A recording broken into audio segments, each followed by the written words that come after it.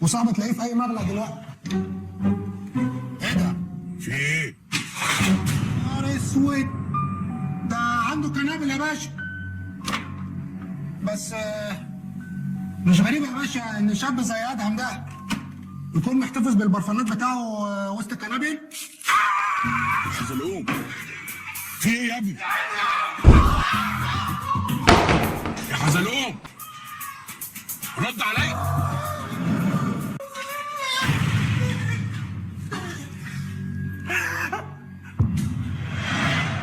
سلام قولا من رب رحيم. انت ايه يا عم؟ انس ولا جنس؟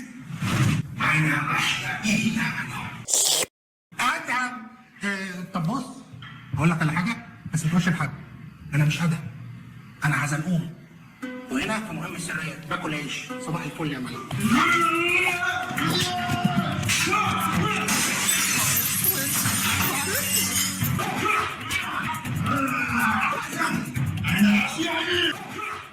يا عم عندك اساعد، ارحمني يا ابو زينه. الواد ده ايه؟ الواد ده ايه؟ ولا ماشي، هقعد لك لك نصين ماشي؟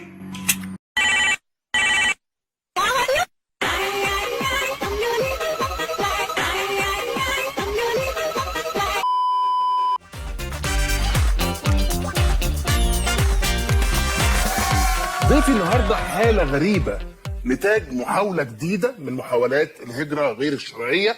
اهلا بيك استاذ حزلقوم. حزلقوم على بعضيها بقى. حزلقوم معلش، ما احكي لي استاذ حزلقوم، انت حصل معاك ايه بالظبط؟